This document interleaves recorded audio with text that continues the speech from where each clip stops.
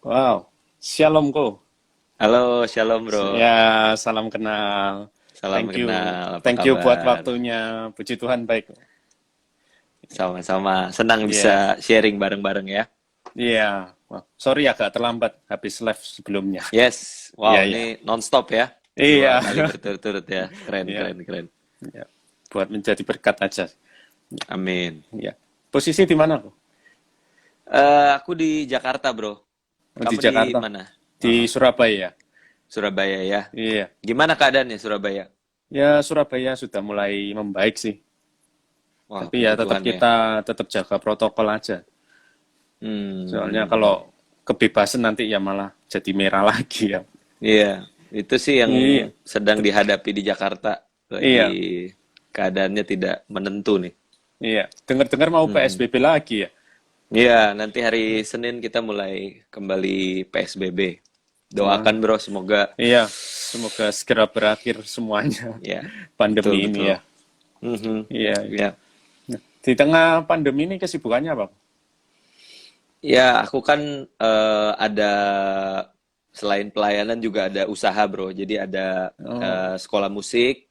Jadi aku sembari melayani juga ada bisnis gitu. Dan iya, ya so far so good lah, walaupun di tengah pandemi ya masih ada yang mau les gitu kan. iya, Biasanya kan iya, orang takut, orang nggak berani, tapi puji Tuhan sih masih ada yang berani untuk ikut gitu. iya. Loh, lesnya Iya. online atau datang ke rumah juga? Eh selama 2 bulan terakhir nih karena sempat PSBB kan juga udah mulai di apa new normal itu kan diberlakukan. Jadi Iya. lumayan lah masih ada gitulah yang join. Tapi nanti Senin rasanya akan balik ke online lagi nih semuanya. Kayak Iya, gitu. iya. Mhm. Nah, ini bisnis pribadi ya? Apa buka sekolah musik sendiri atau Iya, ikut? itu jadi nerusin usaha orang tua, bro. Oh, iya, iya, iya. Sekolah Penerus musik ya? Penerusnya. penerus. Kalau Iya. bukan gue siapa lagi gitu kan? Iya, iya, iya. Anaknya lah yang meneruskan jadinya. Iya. Nah, Mhm. passionnya berarti di musik juga ya? Lebih tepatnya mengelola saja sih. Hmm. Mengelola sekolah musik. Kalau mainnya pas-pasan banget, bro. Jangan deh, mending daripada bikin bubar orang ya kan. Nggak Iya, iya. jago. Mainnya sih biasa aja, tapi lebih ke ngelola aja sih, bro. Oh, manajemennya ya berarti. Manajemen, that's Hmm. right. Mhm. Ya. Kalau boleh tahu apa nama sekolah musiknya? Sekolah musik PMC Music School namanya. PMC PMC. Music School. Ya, Itu daerah Pasar Minggu. ya mungkin ada Mhm. penonton yang mau les musik bisa hubungi ke Ko Randy ya. Siap, bisa Ya, banget, nanti di bisa banget. DM ya. Oke. Nah, Oke, siap. ngomong-ngomong malam Mhm, hari ini ngomong-ngomong pelayanan. Tadi kan Ko Randy juga bilang pelayanan. Nah, mhm, kita kan belum kenal, baru kenal ini. Ya, Ko Randy mhm. pelayanan di mana dan pelayanan apa? Aku pelayanan di GB Ebenezer di daerah Menteng. Aduh, ini Iya. banyak suhu-suhu nih. Ada Mas Nindyo, ada Bro Wah, Daniel. Ya, wah puji Tuhan ya. iya, salam Beda nggak kenal. sama sama sekolah musik di Rawamangun yang MJ? Apa itu MJ. Max Max and Jenny ya? Itu masih saudara, masih saudara. Jadi masih ada hubungan saudara lah sama yang di Rawamangun. Oh, iya, Gitu, iya. ya. Tadi sampai mana ya? Oh iya, Ya, sekolah pelayanan. musik bukan, pelayanan, pelayanan. Di GB Ebenezer di Menteng sebagai pembina youth ya atau bahasa zaman sekarangnya youth pastor lah kayak gitu. Jadi Iya. sembari sembari usaha, sembari pelayanan juga gitu, Bro. Ya selain Youth Hmm. Pastor saya lihat juga kemarin di Pijar TV Hmm. ya, sebagai narasumber. Oh ya, ya itu Ya, juga jadi narasumber. Ya sebelum PSBB, sebelum pandemi ya khotbah lah di gereja-gereja khususnya di pelayanan anak muda kayak gitu sih. berarti fokusnya Mhm. ke anak muda ya memang. Fokusnya ke anak muda, betul. Iya, Ke umum rasanya apa ya? Tunggu berapa tahun lagi lah. Sekarang mumpung masih relevan, masih lebih nyambung sama anak muda ya kita fokus di anak iya. muda gitu. Soalnya masih sama-sama muda kan, lebih nyambung, Wih, lebih. siap, siap, siap. Kamu berapa, Bro? Usia berapa, Bro? Aku 28. 28, siap, Iya. siap, siap. Aku 33, Bro. Jadi ya Masih lah, Ya, masih masih 5 tahun ya nggak terlalu ya. nggak terlalu jauh lah. Masih muda juga. Iya, Ya, yes, ya. betul Ya. betul. Nah, ngomong-ngomong pelayanan ini, kok. Ada Hmm. fenomena apa akhir-akhir ini tentang pelayanan di anak-anak muda ini? Pelayan di anak muda kan sekarang jadi 4, 5, 6 bulan terakhir kan semuanya serba online ya. Iya, Online itu kadang membuat kebosanan, kadang orang juga jadi merasa nggak engage dengan nggak apa-apa, iya, Malik. Sorry. iya, nggak Jadi apa-apa. kita apa ya berusaha untuk menjawab kebutuhan si anak-anak muda Mm-mm. khususnya ya kan dengan adanya pandemi akhirnya jadi serba online kayak gitu Iya, ya. Contohnya sekarang ada live Instagram, terus ada streaming YouTube, pelayanan kita. iya, Mm-mm. Ya, itu sih paling yang kita harus adaptasi ya. iya. Mhm. Oh. Anaknya berapa ini? Anakku dua, Oh, ini yang yang ini yang gede nih, yang gede. yang gede laki-laki, yang kedua perempuan, Ya kelas berapa setahun ini yang? masih setahun setengah. Kalau ini Oh, kelas satu SD. oh ya. Iya itu Domi Ciheni betul. Ada iklan Oh ya. sebentar ya Domi Iya. lewat. Iya, oke. Hmm. Nah, ngomong-ngomong kembali Hmm. ke topik tadi ke pelayanan nih. Nah, Ya, ya. Yuk, boleh ya, lanjut bro, ini sorry. nggak apa-apa, santai aja. Nah, ngomong-ngomong ke pelayanan, tadi kan pelayanan kita sekarang online semua. Nah, yang dahulunya aser di gereja. Nah, sekarang kan juga Hmm. bingung nih, mau pelayanan apa secara online. Nah, yang secara online yang sering kita lihat kan, yang sering tampil aja, WL, Hmm. singer, Ya, ya, ya, ya. pembicara. Nah, seperti Hmm. Asher, terus pelayan yang lain ini, bagaimana ini fenomena yang terjadi akibat pandemi?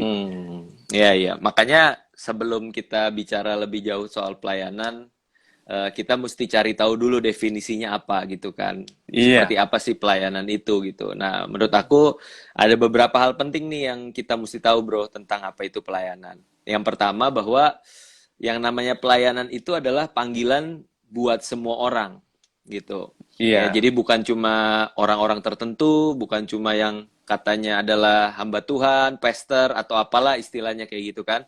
Tapi lebih tepatnya yang namanya kita pelayan, kita melayani itu adalah panggilan buat semua orang gitu. 1 Petrus 2 ayat 9 kan Petrus berkata ya lewat 1 Petrus 2 firman Tuhan bilang tetapi kamulah bangsa yang terpilih, umat kepunyaan Allah, imamat yang rajani. Nah, itu kan iya, bicara tentang imam menjadi imam-imamnya raja gitu loh, punya iya, satu panggilan untuk menjadi pelayan kayak gitu. Jadi gue kurang setuju sih, kurang suka kalau dengar istilah orang awam atau ya jemaat biasa kayak gitu loh. Kita nggak dipanggil untuk jadi biasa-biasa aja atau jadi awam-awam saja, tapi iya, kita dipanggil untuk jadi pelayan kayak gitu loh. Siapapun iya, iya. kita, apapun profesi kita, latar belakang kita apa, kita adalah pelayan Tuhan kayak gitu. Dan Hmm, berikutnya bahwa yang namanya pelayanan itu sebenarnya adalah sebuah reaksi, bro.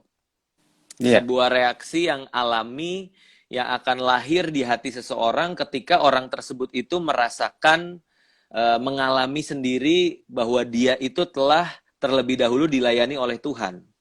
iya, Ya, aku percaya setiap orang Kristen kan menerima Yesus sebagai Tuhan dan juru selamatnya karena mereka telah merasakan dan mengalami betapa indahnya kasih Tuhan, betapa Tuhan lebih dulu mengasihi dan melayani dia gitu loh. betul, ya, setuju. Ya, dengan ketika kita semakin merenungkan betapa tidak layaknya kita, tapi kok Tuhan melayani kita ya gitu. Dan betapa mulianya Tuhan, tapi kok Tuhan mau melayani kita kayak gitu.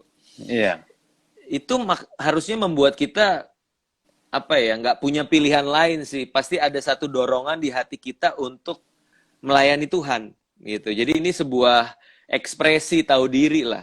Ketika Tuhan udah lebih dulu mengasihi dan melayani kita, maka kita akan mengasihi dan melayani sesama kita dan juga hmm, Tuhan kayak gitu. Nah, berikutnya lagi satu hal yang kita mesti tahu juga bahwa Tuhan itu tidak membutuhkan pelayanan kita sebenarnya. Ya. Ya, Tuhan nggak butuh apa ya, tenaga kita, pikiran kita, kekuatan kita untuk melayani Dia. Tuhan itu cukup dengan keberadaannya, dengan pribadinya dia cukup.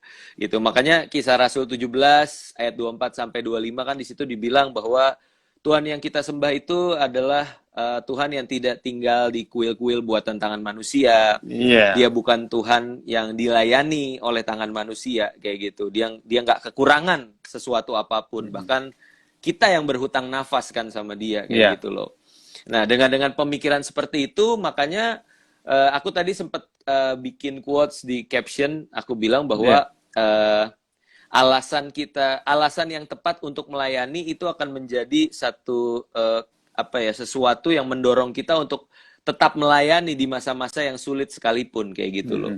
Jadi ketika kita tahu why, kenapa kita harus melayani gitu. Dia bukan Tuhan yang dilayani oleh tangan manusia, dia Tuhan yang cukup dengan keberadaannya. Tapi kok kita diikut sertakan ya di dalam pekerjaannya gitu. Kita boleh ambil bagian di dalam sukacitanya dia gitu. Itu kan satu privilege buat kita, itu satu kehormatan buat kita. Sehingga kalau kita punya motivasi dan dasar mengapanya itu udah benar, aku rasa nggak akan gampang kecewa dengan keadaan, mungkin dengan orang-orang yang mungkin tidak menghargai atau memandang kita sebelah mata. Itu nggak jadi alasan untuk kita mundur dari pelayanan kayak gitu sih.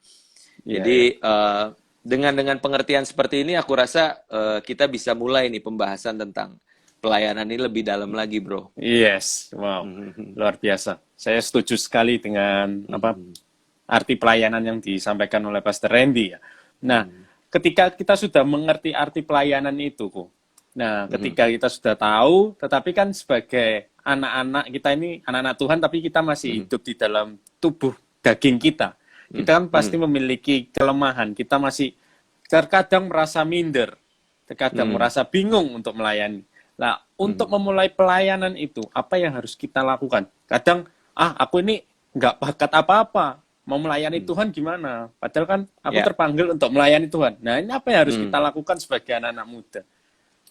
Nah, jadi kita juga mesti breakdown lagi.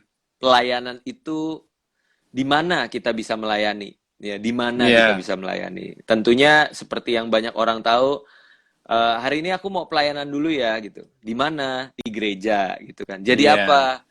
Jadi singer atau jadi pemain musik atau jadi usher kayak gitu kan. Jadi orang udah punya mindset bahwa yang namanya melayani itu di gereja.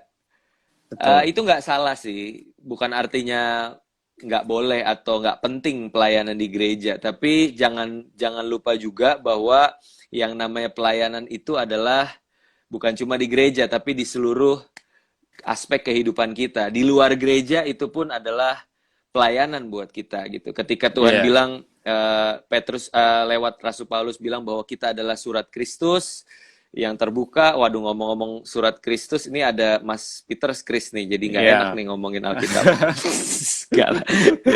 Mas Kris, gimana ketopraknya udah dapet?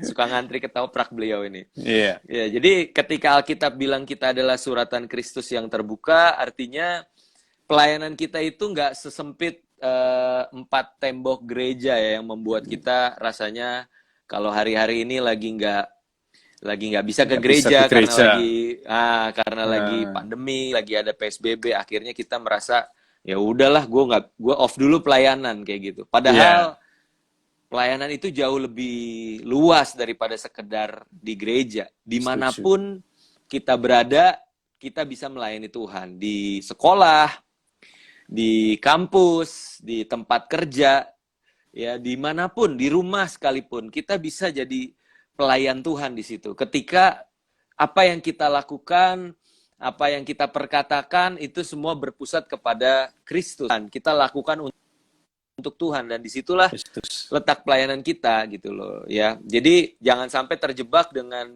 rutinitas di gereja, tapi yang namanya pelayanan itu bicara tentang bagaimana kita melayani Tuhan di dalam kehidupan sehari-hari kita gitu. Misalkan ada teman yang mengalami kesusahan, lagi bersusah hati, lagi butuh dihibur, kita ada di situ, ya kan? Ada yang membutuhkan doa, membutuhkan bahkan pertolongan berupa materi, kita bisa bantu. Ya, itu bentuk-bentuk pelayanan kita. Bahkan yang kemarin aku post, ketika keadaan di rumah kita, mungkin ada istri, ada anak-anak yang apa namanya, yang kalau kita sering-sering main keluar, akhirnya kita bawa virus ke rumah, ya kan, bisa Iya. menulari orang-orang di rumah. Itu kan jadi bentuk apa ya, jadi nggak melayani keluarga gitu loh. Kita jadi egois, kita jadi cuma mikirinnya diri sendiri. Nah, dengan kita stay at home aja itu udah salah satu bentuk pelayanan. Ketika kita tahu, oh di rumah nih ada orang-orang yang harus aku perhatikan, ya, yang aku juga harus apa namanya, peduli terhadap keselamatan mereka kayak gitu. Dan itu udah jadi satu Iya, iya. bentuk pelayanan kayak gitu loh. Dan jadi artinya sangat luas ya bro ya, pelayanan itu Betul. gitu. Makanya firman Tuhan bilang ya, ketika kita jadi terang, jangan ditaruh di bawah gantang, jangan taruh di tempat yang tersembunyi. Cuma jadi terang di gereja, jadi garam di gereja. Akhirnya gudang garam, ya kan? Karena garam ketemu garam di gereja doang Iya. gitu. Ya, justru keberadaan garam dan terang dunia itu harus disaksikan di luar gereja kayak gitu. Ya, setuju. Dan itulah pelayanan, bro. Iya, ya. Oh, sorry kok. Sebelum lanjut, ini koneksinya agak terputus-putus ya atau gimana? Di aku Penonton aman sih, bro. bisa, oh aman ya. Oke, penonton bisa komen ya kalau memang terputus-putus. Oke, atau ada Siap. pertanyaan silakan di kolom komentar. Oke. Nah, tadi kan kita berbicara tentang pelayanan. Nah, saya nangkep kesimpulannya adalah pelayanan itu bukan hanya kita sebatas di 4 tembok gereja aja. Jadi kita dimanapun kita berada, dimanapun kita pergi, nah kita ya melayani di situ melalui tindakan kita, melalui perkataan kita, melalui apapun yang kita lakukan harus menunjukkan karakter Kristus kan, pastinya seperti itu ya. Yep, that's right. Ya, ya. Nah, ketika kita melayani nih kok, aku tertarik di Lukas 10 ayat 38 sampai 42. Ini kan sudah nggak asing sama kita semua ya. Tentang Maria dan Marta. Lukas 10. Bentar, saya bacakan. I know. Ya. Saya bacakan dulu aja ya, biar jelas. Ketika Yesus dan murid-muridnya dalam perjalanan, tibalah ia di sebuah kampung. Seorang perempuan yang bernama Marta menerima dia di rumahnya. Perempuan itu mempunyai seorang saudara yang bernama Maria. Maria ini duduk dekat kaki Tuhan dan terus mendengarkan perkataannya. Sedang Marta sibuk sekali melayani. Ia mendekati Yesus dan berkata, Tuhan, tidakkah engkau peduli bahwa saudaraku membiarkan aku melayani seorang diri? Suruhlah dia membantu aku. Tetapi Tuhan menjawab, Marta, Marta, engkau khawatir dan menyusahkan diri dengan banyak perkara. Tetapi hanya satu saja yang perlu. Maria telah mengambil bagian yang terbaik yang tidak akan diambil daripadanya. Nah, di ayat ini kan ada kata melayani. Dari Marta sibuk sekali melayani. Tetapi dari kata Tuhan Yesus, yang lebih berkenan adalah Maria yang duduk diam. Nah, penjelasan dari Ko Randy bagaimana? Ya, kalau aku perhatikan dari pembacaan tadi ya, aku bisa simpulkan bahwa kita harus bisa membedakan mana itu melayani perasaan Tuhan dan mana itu melayani pekerjaan Tuhan.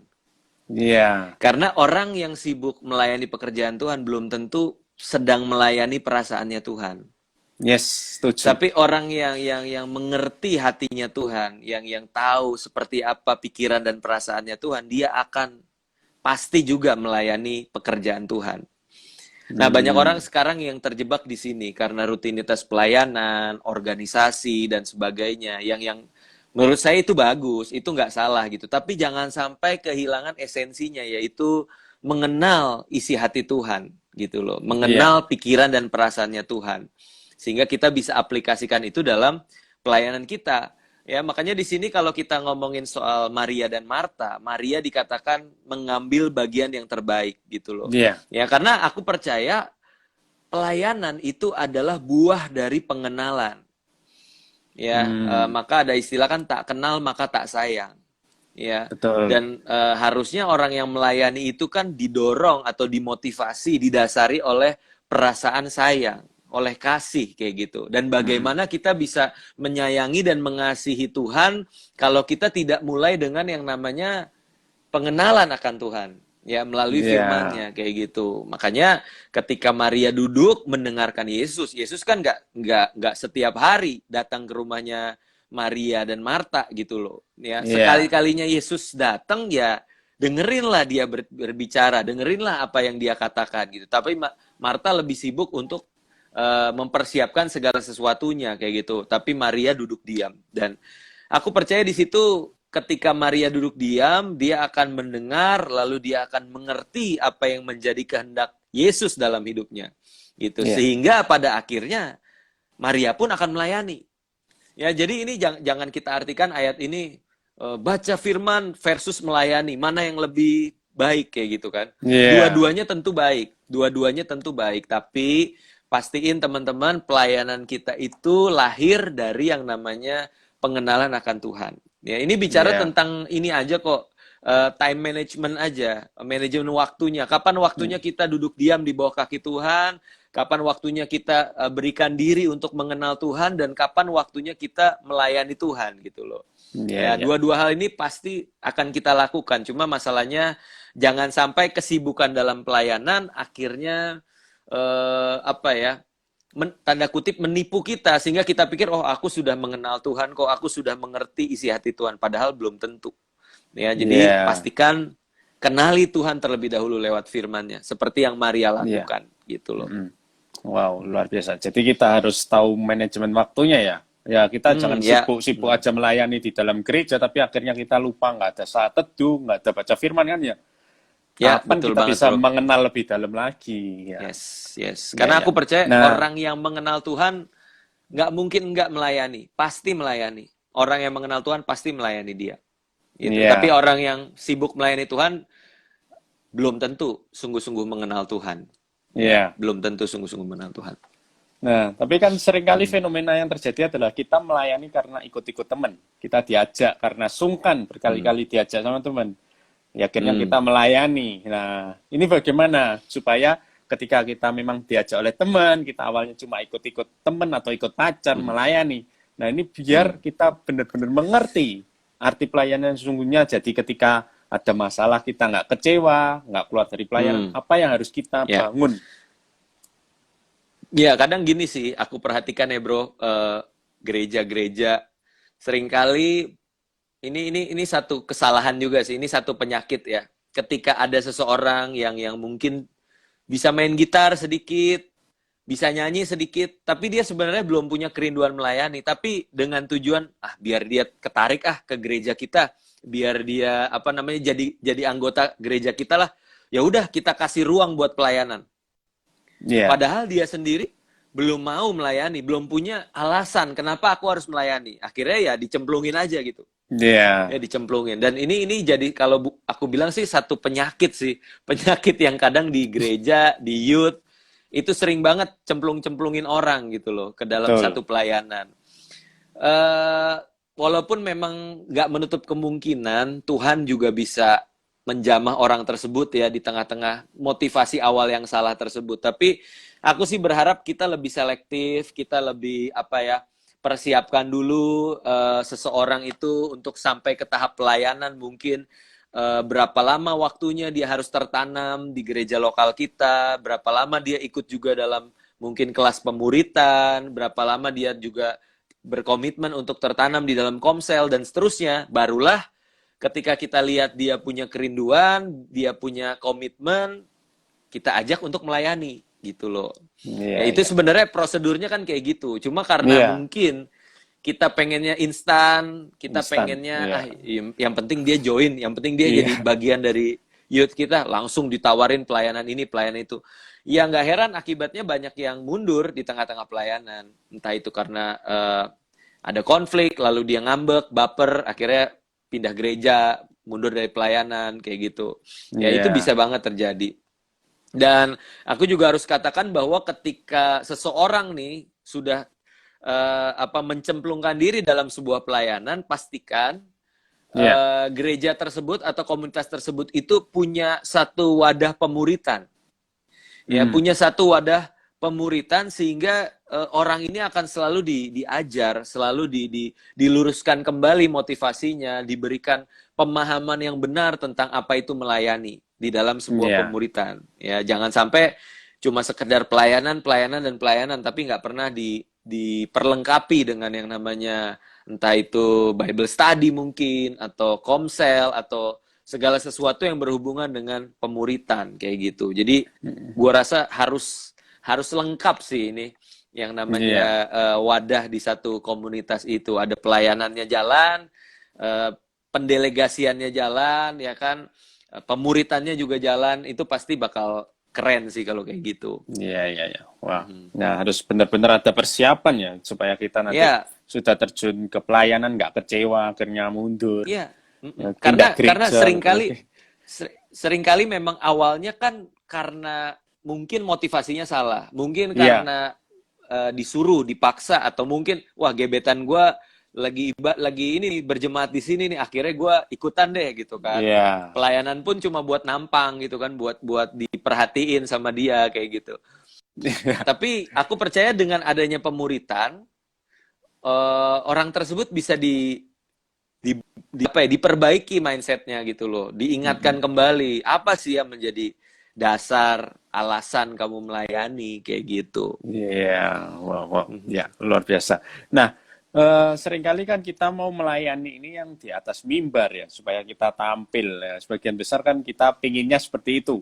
Langsung di atas mimbar singer, WL. Nah, kita sering mengabaikan pelayanan-pelayanan yang anak muda mungkin sekolah minggu. Nah, ini seringkali terabaikan, bahkan sampai kadang bingung mencari pendamping atau siapa. Nah, sebenarnya pelayanan anak-anak ini menurutku Randy ini penting nggak? Kalau menurut saya seharusnya lebih penting di anak-anak terlebih dahulu ya, karena itu adalah dasar supaya fondasi itu benar-benar kuat ketika kita tanamkan sejak kecil.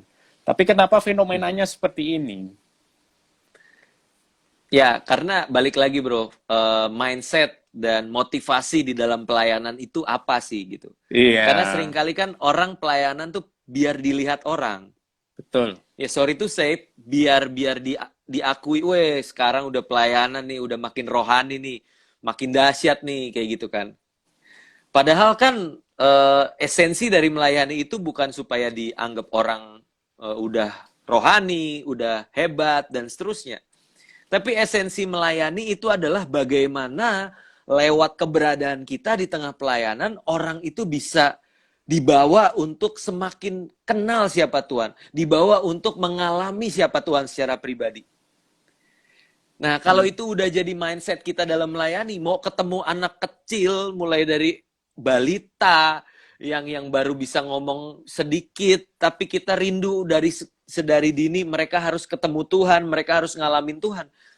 Kita nggak akan pilih-pilih, kita nggak akan kayak kok cuma pelayanan sekolah minggu, aku maunya yang di ibadah raya dong, biar bisa dilihat orang kayak gitu.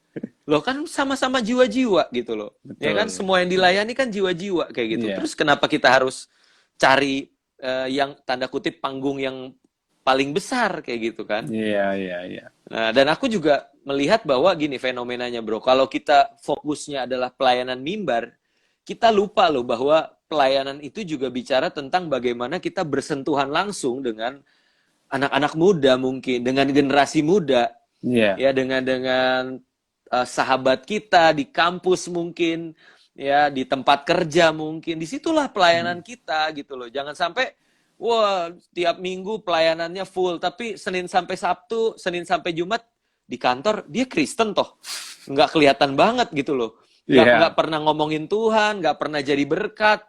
Ujuk-ujuk hari Minggu di mimbar kan kita, oh ternyata dia Kristen kan, sangat disayangkan seperti itu gitu. Aku berharap sih kita menemukan keseimbangan itu, bahwa pelayanan ya nggak selalu di mimbar gitu, tapi juga di manapun kita harus melayani Tuhan kayak gitu, bersentuhan langsung dengan jiwa-jiwa dan memperkenalkan Yesus, membawa mereka untuk mengalami perjumpaan dengan Yesus, itu pelayanan. Iya, iya, iya. Oke. Nah, sebelum lanjut ini ada pertanyaan dari Julia. Kau mau tanya, misal kita melayani, kita bangun hubungan sama Tuhan, tapi background keluarga belum pulih. Apa karena cara pelayanan dan cara berdoa kita yang kurang benar? Ada seorang bilang kalau dia sudah pelayanan keluarga. Jadi maksudnya backgroundnya keluarganya kok belum pulih, padahal dia sudah pelayanan. Apakah cara pelayanannya dan berdoanya kurang benar ini? Eh, Tidak sesederhana itu ya. Tadi yang nanya siapa, Yulia ya. Iya, Nggak jaminan juga bahwa ketika kita sudah beribadah, bahkan melayani Tuhan, lalu secara instan keluarga kita dipulihkan. Ya, iya, aku punya banyak pengalaman anak-anak youth di tempatku melayani di Master Plan. Mereka sudah terjun dalam pelayanan, tapi kondisi keluarganya masih belum pulih. iya, Orang tuanya mungkin masih masih suka marah-marah, suka maki-maki dia kayak gitu. Dan aku kembali mengingatkan mereka sih bahwa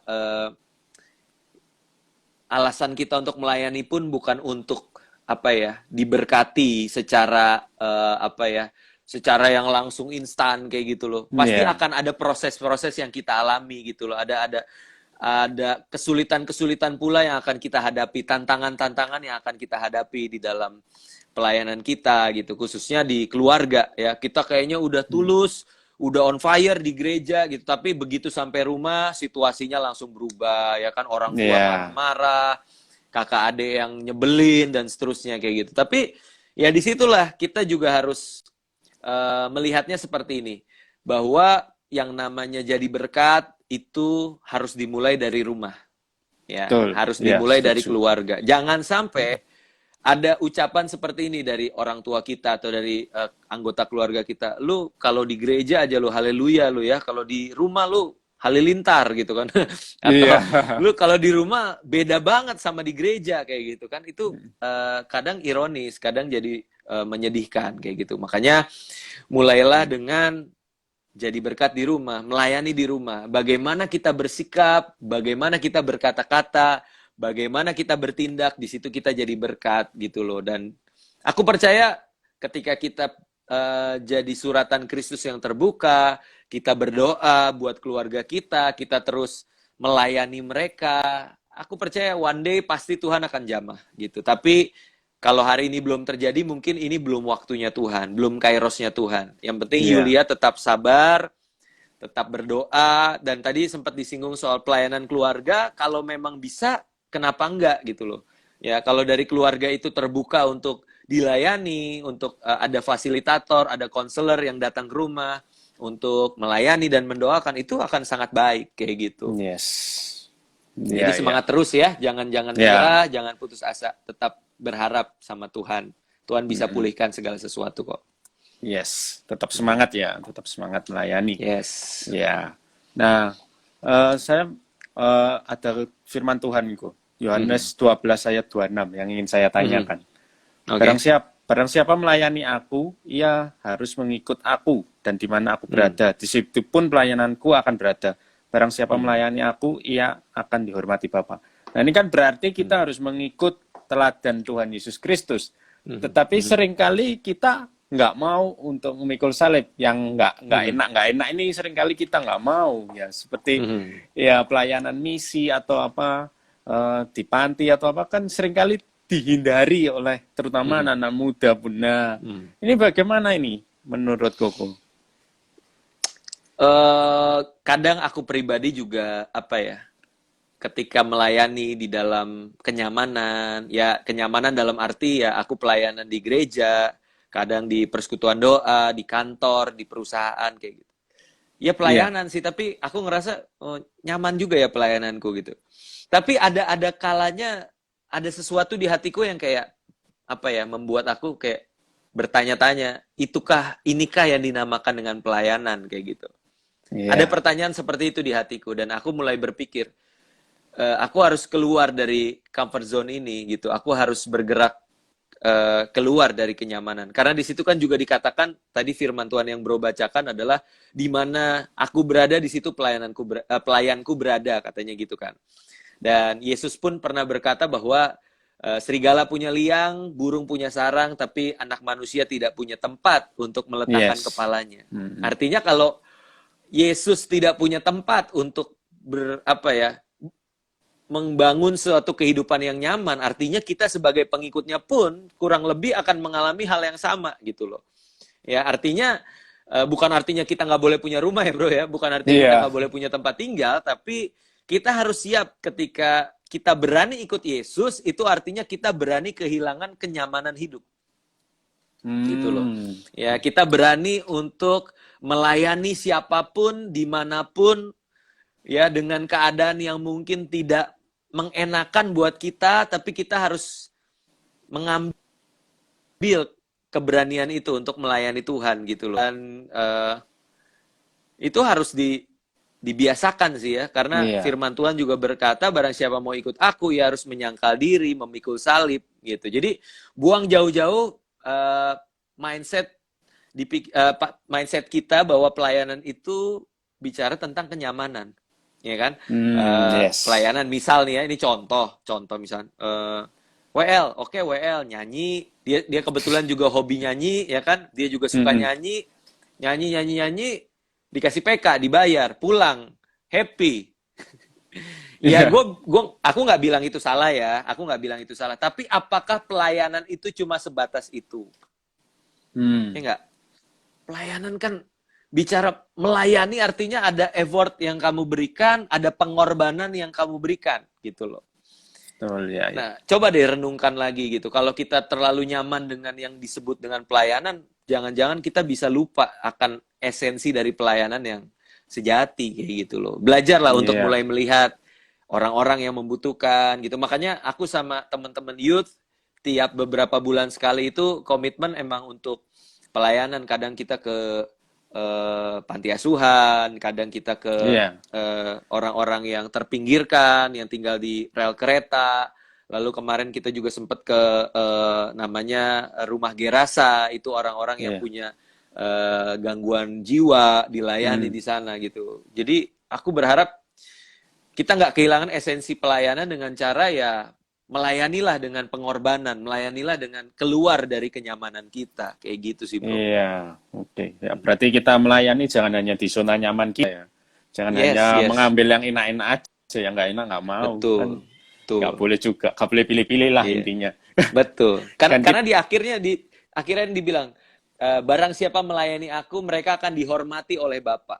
Iya nggak? Bapak, Artinya iya. jangan khawatir ketika kita melayani Tuhan dengan hati yang tulus, melayani Yesus dengan nggak hitung-hitungan, nggak pilih-pilih, kita akan dihormati oleh Bapa. Ya, artinya ada satu nggak akan sia-sia lah, ada sesuatu yang Iya. kita dapatkan dari Tuhan kayak gitu loh. Ya, jadi ya pokoknya nggak usah pilih-pilih lah. Orang Tuhan kasih kita kesempatan. Oh, Ya, yes, anugerah ya boleh melayani iya, Tuhan, bro. melayani. Ya, kan melayani Tuhan, bukan melayani Yep, pekerjaan Tuhan kan. Jadi that's jangan right, pilih-pilih betul. lah. Iya, iya. Oke. Yep.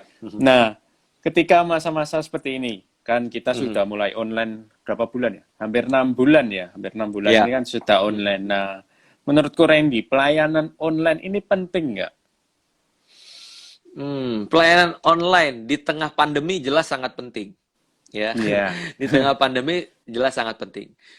Justru kalau menurut aku pribadi, bro, ketika Tuhan izinkan pandemi ini membuat kita nggak bisa beribadah secara langsung, sebenarnya ini ada satu hikmah yang harusnya dipetik oleh gereja gitu loh. Iya. Bahkan jauh sebelum pandemi, sosial media, platform digital itu sudah menjadi harusnya menjadi satu media yang dipakai oleh gereja untuk memberitakan firman Tuhan, untuk menyampaikan kebenaran firman Tuhan kayak gitu loh. Nah, dengan adanya pandemi ini ada satu sisi positif yang bisa kita lihat bahwa ternyata gereja lagi diajak Tuhan untuk mulai tanda kutip melek akan sosial media, melek akan platform digital yang bisa dipakai oleh generasi, khususnya generasi muda ya, kayak gitu. Dan aku pribadi dari tahun 2017 ya sebenarnya dari awal bertobat sih aku udah mulai pakai Facebook, Twitter untuk membagikan firman Tuhan gitu loh. Dan awal 2017 itu aku mulai pakai Instagram juga untuk men-sharingkan firman Tuhan kayak gitu. Jadi jauh sebelum pandemi pun sosial media juga aku sudah coba untuk membagikan firman Tuhan, melayani lewat sosial media gitu. Dan dengan adanya pandemi ini, lalu gereja-gereja, lalu banyak hamba-hamba Tuhan, rekan-rekan pelayanan yang juga mulai membuka sosial media mereka untuk menjadi akses pemberitaan firman Tuhan. Aku sangat bersyukur gitu loh. Akhirnya semakin banyak orang-orang yang sadar betapa luas ladang pelayanan kita di sosial media kayak gitu loh. Jadi ya ada blessing in disguise lah, di tengah masalah sekalipun ada maksud baik Tuhan lah gitu. Iya. Kan terlebih lagi sosial media ini media yang bisa menjangkau banyak jiwa ya. Terlebih lagi betul yang banget, bro. Belum mengenal Tuhan pun dapat kita jangkau dengan sosial dengan feed-feed yang kita bagikan, dengan story pun kan seperti itu. Yes. Nah, dan kita kan nggak pernah tahu siapa yang ngeliat gitu kan. Iya, betul. Bisa jadi bukan followers kita mungkin, atau siapapun yang belum percaya kepada Tuhan dan dia melihat dan menemukan sesuatu yang berbeda dan mereka merasa diberkati, kan kita nggak pernah tahu, bro, gitu. Jadi usahakan terus, lanjutkan terus gitu loh di dalam masa-masa seperti ini. Bahkan nanti setelah masa pandemi ya kita harus tetap melanjutkan ya sosial media ini, jangan sampai terputus ini sosial media ini penting, tapi it's not the only way untuk kita bisa melayani. Jadikan platform sosial media ini satu dari sekian banyak cara kita melayani. Betul. Kayak gitu. Ya jangan sampai karena udah terlanjur nyaman di sosmed juga, bro. Udahlah. Kita jadi ini aja yuk, gereja sosmed aja, nggak usah kebaktian lagi, nggak usah ibadah ketemu langsung, nanti kalau udah pulih, udahlah, udah nyaman kok dengan sosmed. No. Nggak ada yang bisa menggantikan yang namanya sentuhan secara langsung. Ya, kita ini diciptakan sebagai makhluk sosial yang bisa bertemu, bisa bertegur sapa secara langsung, dan itu adalah esensi dari sebuah komunitas, dari sebuah relationship. Jadi aku harus katakan bahwa sosmed ini satu dari sekian banyak cara. Ya, jadi setelah pandemi berakhir, terus dikembangkan, jangan ditinggalkan, tapi jangan sampai menggantikan yang namanya ibadah pertemuan secara langsung kayak gitu. Ya, sangat setuju. Nah, ini ada pertanyaan dari Okta. Wajar nggak sih dalam pelayanan kita mengeluh karena dalam bidang yang dikerjakan nggak ada tim yang membantu? Ya, ngeluh ini sebagai manusia ya kita pasti bisa mengeluh ya. Tapi kalau jangan sampai kita mengeluh terus-menerus ya. Kalau menurutku Randy bagaimana? Yang pertama gini, ada kalanya memang ketika kita punya satu visi, satu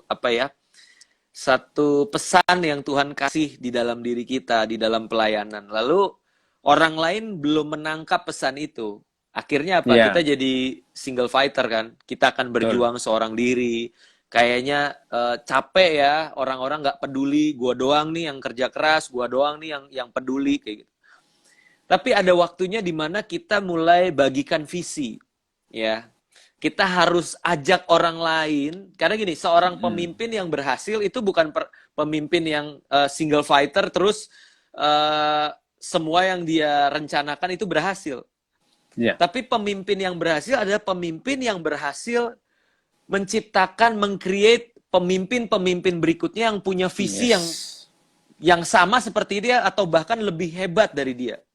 Gitu loh. Makanya buat Okta, memang kita kadang merasa sendirian di dalam pelayanan, tapi aku ajak untuk ayo mulai share visi kamu, share apa yang menjadi kerinduan kamu. Misalkan dalam pelayanan, kamu bisa ngomong dengan kalau saat itu posisimu sebagai pemimpin, kamu bisa ngomong dengan orang-orang yang dipimpin. Apa sih yang menjadi kerinduanmu? Apa sih yang membuat kamu gregetan? Kenapa sih kita harus melayani ini? Apa yang mau kita capai? Nah, itu kamu share ke mereka. Sekali, 2 kali, 3 kali, terus sampai aku percaya minimal ada 1-2 orang deh yang nangkep visi kamu dan akan punya beban yang sama dengan kamu. Dan itu kan akan sangat lebih akan memudahkan kamu berjalan bersama-sama dengan mereka gitu loh. Ya, tapi kalau misalkan gue bukan pemimpin, bukan siapa-siapa gitu kan, ayo mulai bangun hubungan dengan pemimpinmu, bangun hubungan dengan orang-orang di sekitarmu. Dan aku percaya kalau itu visi dari Tuhan, semangatmu dari Tuhan, pasti orang lain bisa merasakan dan juga akhirnya terinspirasi lalu punya beban yang sama di dalam pelayanan kayak gitu. Yes, ya, sangat setuju. Nah, jadi ya memang ada titik jenuhnya ya, sebagai manusia kan pasti ada titik jenuhnya, tapi Ya, ketika itu. titik jenuh jangan sampai kita terlarut dalam titik jenuh akhirnya meninggalkan pelayanan, tapi segera kembali Betul. ke jalur yang benar lah. Betul. Makanya butuh komunitas, Iya, butuh mentor, butuh sahabat untuk kita bisa bercerita, untuk kita bisa berbagi apa yang menjadi beban pelayanan kita kayak gitu loh. Karena gue percaya hari-hari ini Tuhan tuh lagi bawa kita buat eh, menyadari bahwa udah nggak zamannya lagi nih single fighter, udah nggak zamannya lagi nih superhero itu berjalan iya, sendiri-sendiri. Sekarang zamannya di Avengers kan, kita jalannya iya, bareng-bareng, kita pelayanannya bareng-bareng gitu. Jadi ayo bangun satu budaya di mana kita bisa berbagi satu dengan yang lain gitu yes, loh. setuju, setuju. Nah, ngomong-ngomong tentang pelayanan ini kan ada tantangan. Nah, mungkin Ko Randy pernah mengalami sebuah tantangan yang tak terlupakan di dalam pelayanan. Tantangan ini yang terasa berat di dalam hidup Ko Randy. Bisa berbagi sedikit. Iya, jadi mungkin satu yang pernah aku alami ya, aku pernah kecewa dengan pemimpin di gereja gitu satu waktu. Aku pernah merasa tidak mendapatkan apa yang aku ekspektasikan, apa yang aku harapkan dari seorang pemimpin kayak gitu. Iya. Lalu aku punya punya apa namanya keputusan mau mundur dari pelayanan. Ini sekitar tahun 2014 kayak gitu ya. Hmm. Tapi di satu sisi Tuhan intervensi. Jadi waktu aku mau mundur, ini ceritanya panjang banget sih bro. Jadi aku persingkat aja ya. Iya, iya. Jadi waktu aku mau mundur dari pelayanan, aku udah pamit sana sini karena perbedaan visi lah dengan pemimpin waktu itu. Tapi di tengah emosi, di tengah perasaan yang begitu menggebu-gebu, aku pengen pindah, aku pengen keluar dari pelayanan kayak gitu. Tapi Tuhan tuh izinkan aku mengalami satu sakit, bro, Iya. sakit penyakit, dan aku tuh harus Hmm. istirahat selama 1 bulan. Wah, Jadi 1 bulan am- aku nggak bisa ngapa-ngapain, aku cuma bisa di rumah, ya kan? Aku tergeletak tidak berdaya gitu di ranjang gitu kan. Dan aku sepanjang hari juga bertanya sama Tuhan, Tuhan, kenapa Tuhan izinkan aku mengalami sakit penyakit seperti ini kayak gitu. Dan di dalam perenungan aku, di dalam pergumulan aku dengan Tuhan, ya aku temukan jawabannya bahwa Tuhan belum izinkan aku untuk meninggalkan pelayanan kayak gitu loh. Tuhan masih aku masih ada satu tugas dan tanggung jawab yang harus aku kerjakan di pelayanan itu gitu. Dan terbukti memang betul ketika aku kembali dalam pelayanan, motivasi aku kembali diluruskan, ya kan, di dalam pelayanan dengan pemimpin yang saat itu juga masih yang sama. Artinya aku Iya. udah pamit balik lagi bro, jadi kayak malunya tuh double gitu kan. Jadi Iya. pakai muka tembok lah, udah datang lagi gitu kan. Iya. Tapi ya dari situ aku belajar bagaimana menjadi kuat, menjadi tahan banting di dalam pelayanan, gak gampang menyerah, gak gampang berkata tidak, gak gampang mundur dari pelayanan gitu kan. Sampai akhirnya ya, puji Tuhan 2015 sampai 2020, 5 tahun kemudian ya, aku di Master Plan Youth sampai hari ini, dan aku ngelihat banyak anak-anak muda yang diubahkan, anak-anak muda yang bertumbuh menjadi pemimpin-pemimpin yang luar biasa di Master Plan kayak gitu sih. Jadi aku percaya kalau kita intim sama Tuhan dan mau dengar-dengaran akan apa yang Tuhan mau, aku percaya Tuhan Iya. akan kasih kita kekuatan kok untuk Yes, amin. melewati masa-masa sulit itu kayak gitu. Betul, betul. Ya, ya. Wah, nah tadi sempat disinggung tentang motivasi nih, tentang Mhm. motivasi. Nah, Mhm. ketika dulu offline, motivasi kita pasti menggebu-gebu untuk datang ke gereja, pelayanan ini itu. Mhm. Nah, Mhm. ini kan sudah 6 bulan kita online. Nah, yang Mhm. dahulu menggebu-gebu pelayanan seperti yang saya katakan tadi asyir, sekarang kan nggak bisa melayani. Ketika Mhm. nanti di new normal, kita kembali ke Mhm. gereja, kita pasti kan melayani lagi sebagai asyir. Mhm. Bagaimana kita mengembalikan motivasi yang menggebu-gebu ini, yang mungkin saat ini selama pandemi ini kita padam motivasi itu? Hmm. Kalau menurut aku sih mungkin ya yang sedang dialami beberapa orang yang sedang online, mereka akan kehilangan gairah ya kan. Iya. Mereka akan merasa aduh bosen banget sih tiap minggu tanda kutip nonton ibadah kayak gitu kan. Betul. Jadi Iya, iya. udah mindsetnya aja nonton ya kan. Iya. Kapan nih online service gitu kan mau nonton. Waktu mereka kembali suatu hari nanti kalau kita kembali ke apa namanya masa-masa yang normal, aku percaya nanti motivasi akan pulih dong. Wah, akhirnya kita bisa kembali ketemu lagi gitu kan. Akhirnya kita Iya. bisa fellowship lagi, kita bisa melayani secara langsung lagi. Wah, semangat. Nah, tapi menuju masa-masa tersebut, aku mengingatkan teman-teman, kalau mulai padam semangat dalam melayani, kalau mulai padam gairah untuk beribadah, mulai deh renungkan lagi. Kenapa sih awal mulanya aku beribadah? Kenapa sih aku awal mulanya melayani Tuhan? Bukankah semua itu pastinya dimulai karena Tuhan yang telah lebih dulu mengasihi dan melayani kita? Iya. Ya, aku selalu akan mengingatkan diri aku sendiri, bro, betapa Tuhan udah begitu mengasihi aku, betapa Tuhan udah begitu berkorban buat aku. Ya, karena aku pernah bikin quotes bilang gini, kelelahan dalam pelayanan itu disebabkan karena kelupaan bahwa Ya. Tuhan yang lebih dulu mengasihi kita.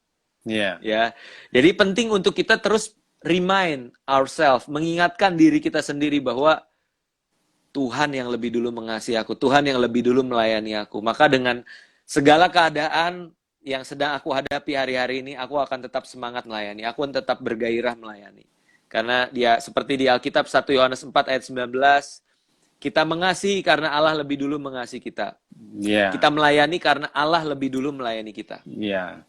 Gitu sih. Aku Yes. percaya the power of the gospel, the power of Christ love, kasihnya Tuhan itu yang akan memberikan kekuatan buat kita, bro, untuk terus termotivasi di dalam pelayanan. Yes. Kayak gitu. Jadi semangat terus buat teman-teman semua, buat Bro Haris juga. Di tengah Iya. pandemi sekalipun, kita percaya dengan kasih Tuhan di hati kita, kita pasti bisa melayani Tuhan dan juga sesama Yes, kita. yes. Wow, luar biasa. Nah, berarti kita harus tetap menjaga ya hubungan kita, terutama Yes. hubungan kita dengan Tuhan ini pasti harus kita jaga. Exactly, betul Ya, banget, ya. bro. Nah, apakah pelayanan itu penting? Nah, menjawab pertanyaan tema kita, apakah pelayanan itu penting? Ini pelayanan dalam gereja maksudnya. Hmm. Tadi kan kita Pastinya bahas sangat pelayanan itu bisa di luar, maksudnya di kehidupan kita sehari-hari kan juga nama pelayanan. Tapi apakah pelayanan di gereja itu penting? Nah, Buat aku penting karena gini, kita mesti tahu dulu kenapa sih kita menyelenggarakan pelayanan di gereja gitu loh. iya. Karena buat aku gini, gereja ketika kita datang beribadah, ketika kita datang untuk melayani dan menyelenggarakan satu ibadah, itu tujuannya apa? Kalau buat aku, itu adalah semacam tempat di mana kita tuh dipersiapkan, kita di briefing, kita diajar lewat firman Tuhan, dikasih tahu lewat pengajaran-pengajaran. Ketika dunia di luar kita itu begitu menakutkannya, dunia itu begitu membuat kita khawatir, bagaimana kita menghadapinya? Itu gunanya pelayanan di gereja. Supaya apa? Orang-orang nih siap ketika keluar, selangkah keluar dari pintu gereja, mereka siap menghadapi kerasnya hidup. Mereka siap untuk menghadapi tantangan demi tantangan di dalam kehidupannya. Itu gunanya pelayanan di gereja, gitu loh. Jangan disalahartikan, oh fokus kita yang penting ibadah di gereja, yang penting pelayanan di gereja. Salah nanti. Ya, nanti kita jadi terjebak sekedar bikin seremoni, kita terjebak sekedar bikin ritual lagi. Padahal kita bilang Roma 12 ayat 1 kan, persembahkanlah tubuhmu sebagai persembahan yang hidup, kudus dan berkenan. Itulah ibadahmu yang sejati. Artinya bukan cuma di gereja, bukan cuma di mimbar, tapi di setiap kehidupan kita. Kita sedang beribadah dan melayani Tuhan, kayak gitu. Jadi pelayanan gereja penting untuk tanda kutip ya briefing kita supaya siap menghadapi kerasnya dunia ini, kayak gitu. Iya, itu sangat jawabannya yang sangat luar biasa.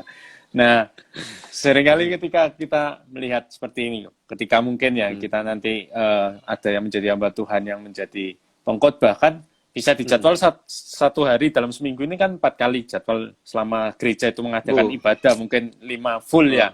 Nah, Luar bagaimana? biasa. Ya, jadi dia bagaimana ini seorang hamba Tuhan ini nantinya bisa ibadah juga. Apa yang harus dilakukan? Kan biasanya pelayanan, full pelayanan, mungkin Senin, Selasa, Rabu, Kamis, Jumat. Ya, seminggu ini banyak pelayanan, panggil sana, sini. Nah, bagaimana dia bisa beribadah secara utuh di dalam gereja?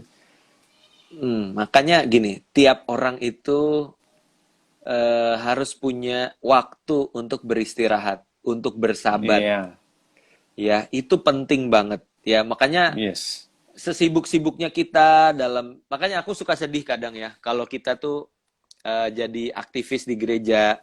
Senin sampai Jumat kerja kantor. Iya, Sabtu latihan pelayanan. Terus Minggu pelayanan dari pagi sampai sore, 5 kali ibadah. Terus waktu buat istirahatnya kapan gitu loh. iya. Terus waktu buat keluarganya kapan. Nah, ini yang apa ya? Kadang kita harus pikirkan baik-baik juga sih. Ya, kadang kita punya kecenderungan yang penting praktis. Ya udah nih orang kosong kan Minggu pagi sampai sore, ya udah pelayanan aja, biar orangnya nggak ganti-ganti, dia aja. Tapi ternyata dia Senin sampai Jumat kerja kantor, Sabtunya latihan pelayanan, doa. Iya. Capek gitu loh. Ini pelayanan semua. Kapan bersabatnya? Kapan beristirahatnya gitu loh di dalam hadirat Tuhan tentunya ya gitu. Jadi aku sih encourage teman-teman semua. Sometimes kadang-kadang kita harus berani berkata tidak gitu loh terhadap pelayanan yang datang terus-menerus gitu loh. Karena balik lagi tubuh kita juga punya batas, tenaga kita bisa terkuras, kesehatan kita bisa terganggu, keluarga kita juga membutuhkan kita. Gini loh. Betul.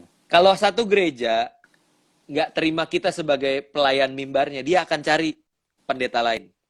Iya. Tapi kalau keluarga kita sebagai suami, ya kehadiranku nggak dirasakan, emang mereka bisa cari suami yang lain atau cari bapak yang lain gitu? Kan nggak bisa. Gitu.